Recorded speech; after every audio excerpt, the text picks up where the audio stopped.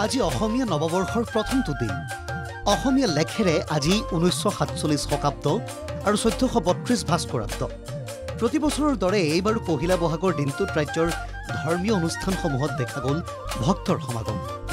বহাগ বা ৰঙালী বিহু মানে কোনো ধৰ্মীয় উৎসৱ নহয়, ই হৈছে কৃষক আৰু মানুহৰ পৰম্পৰা। তথাপিও নেদেখাজনক জানো প্ৰাৰ্থনা নজনোৱাকৈ থাকিব পাৰি?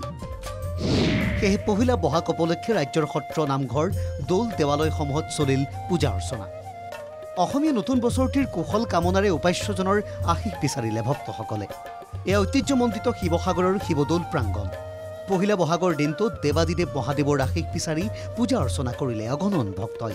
অসমবাসীলৈ সকলোকে ৰঙালী বিহু আন্তৰিক অভিনন্দন জনালোঁ। আৰু বিহু বছৰ সঁচাকৈ ৰঙালী বিহু আহিলে আমাৰ বহুত উৎসাহিত হয়। বিহু চিহু ওলাই বহুত ভাল লাগে। বছৰটোৰ কাৰণে মন্দিৰলৈ আহিছোঁ। সকলোৱে যেন ভালে কুশলে থাকক বুলি সেৱা জনাবলৈ আহিলোঁ। সকলোৰে মংগল হওক, অসমবাসীৰো মংগল হওক, আমাৰ বাপতি সাপোন বিহুটি সকলোৱে পালন কৰক, সেই কামনা কৰিছোঁ ভগৱানৰ ওচৰত।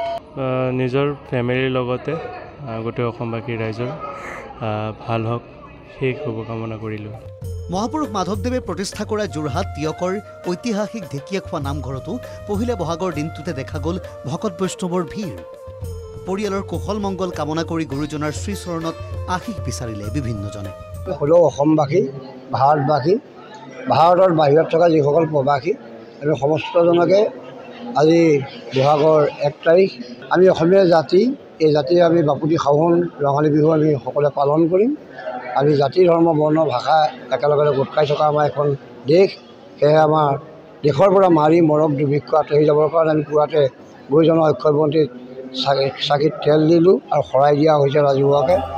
এই দৃশ্য আকৌ মহাপুৰুষ শ্ৰীমন্ত শংকৰদেৱৰ জন্মস্থান নগাঁৱৰ ঐতিহ্যমণ্ডিত বটদ্ৰৱা থানৰ।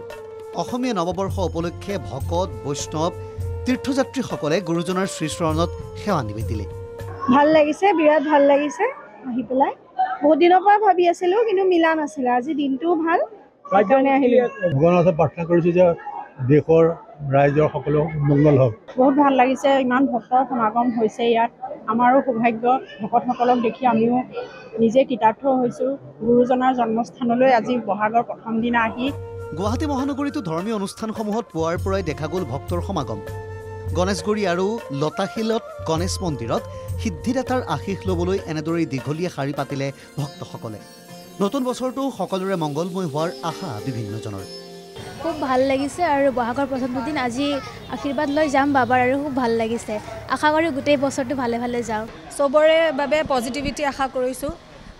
চবেই যাতে মনৰ শান্তি পায়, গোটেই নৱবৰ্ষটো আগন্তুক মানে বৰ্ষটো ভালে ভালে যাওক। প্ৰত্যেক বছৰে আহোঁ বহাগৰ 1 তাৰিখে আৰু কালি বিহুৰ দিনাখন আমি পৰিয়ালৰ সকলোৱে জা জলপান খাই মাহঁতক সেৱা সৎকাৰ কৰাত আজি ভগৱানৰ ওচৰত আহোঁ আশীৰ্বাদ ল'বলৈ।